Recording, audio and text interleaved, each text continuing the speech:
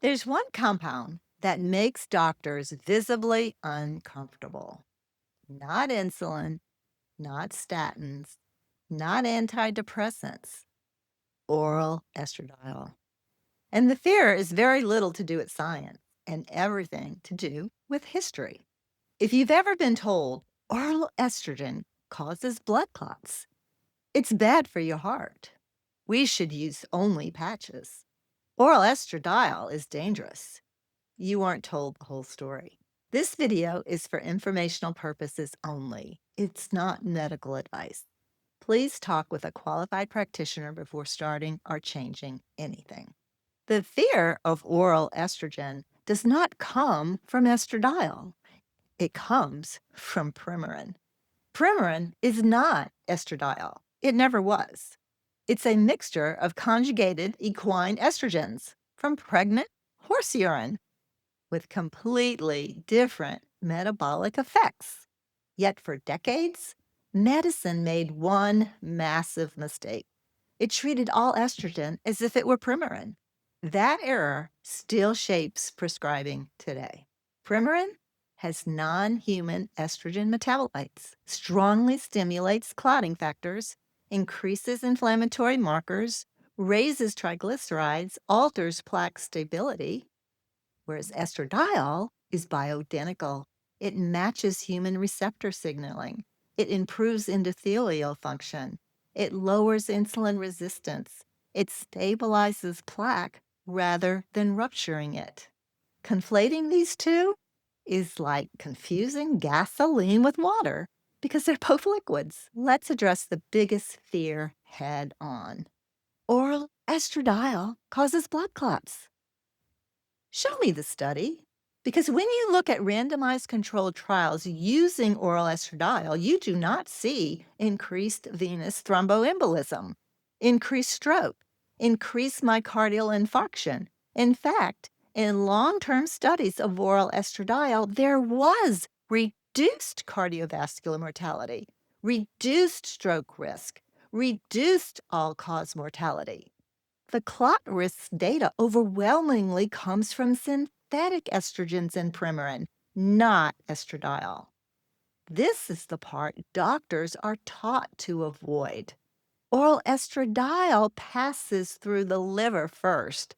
That's called first pass metabolism. But here's what that does. It improves lipid profiles.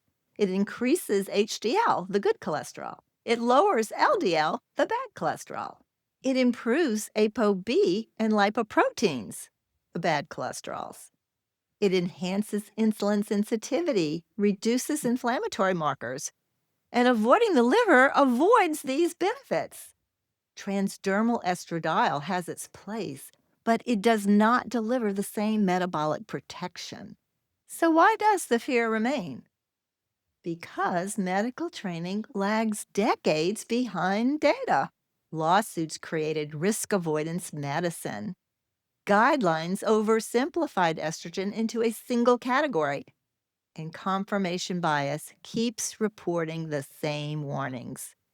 Doctors don't fear oral estradiol because it's dangerous. They fear it because they were taught to fear estrogen without being taught the difference. And once women really see this pattern, another realization usually follows.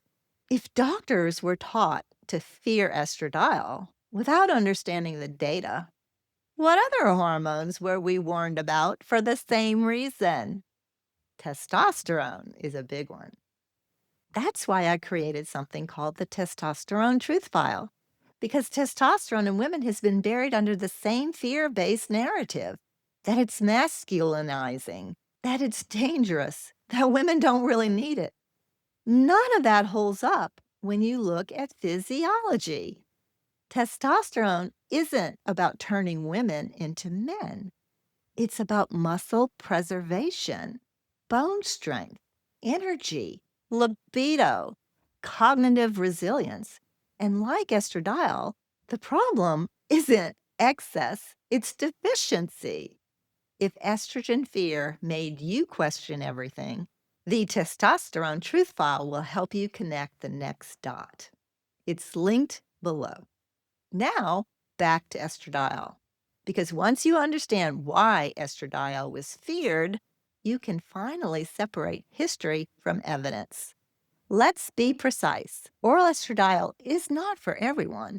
There are legitimate contraindications, prior blood clots, known thrombophlebitis, certain rare conditions, but for appropriately screened women, oral estradiol is safe, effective, metabolically protective, cardiovascular beneficial. Fear-based medicine doesn't protect women. Understanding physiology does.